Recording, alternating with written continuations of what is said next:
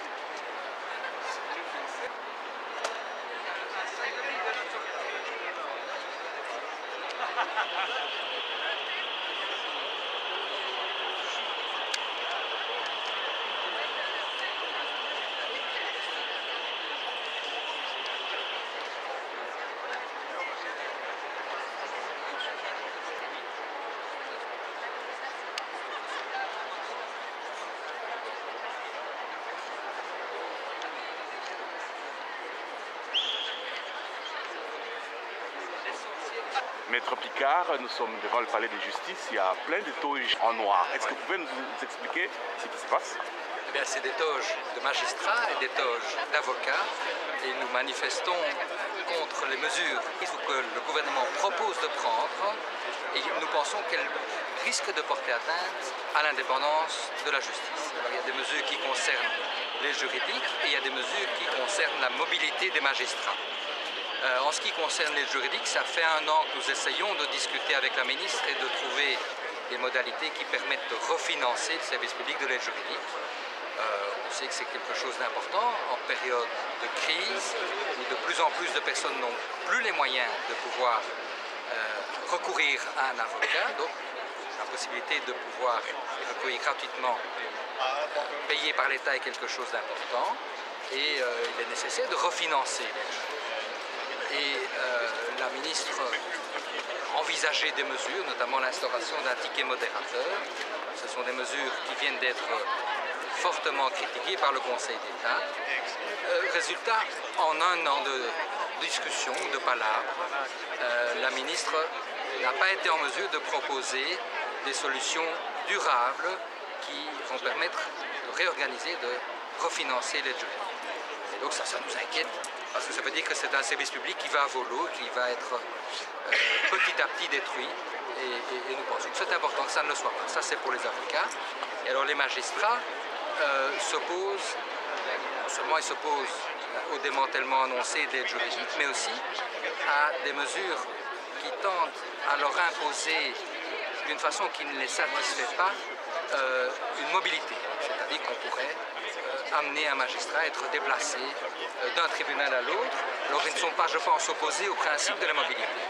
Mais pour le dire rapidement, que dans l'intérêt du service, un magistrat soit déplacé, c'est très bien, mais si ce déplacement s'apparente à une sanction ou risque d'être une sanction cachée, ça c'est une atteinte très importante à l'indépendance des magistrats. Il faut qu'un magistrat, lorsqu'il fait son office, soit tout à fait serein quant à son propre devenir et ne craigne pas qu'il y ait d'une façon ou d'une autre une sanction cachée. Il craint que cette mobilité ne soit le début d'une atteinte à leur indépendance. Et si cela se trouve dans l'accord de la majorité, qu'est-ce que ce mouvement peut avoir comme impact? Ce mouvement peut avoir comme impact pour dire à la majorité qu'elle se trompe, qu'elle risque d'adopter en ce qui concerne l'aide juridique une mesure inefficace.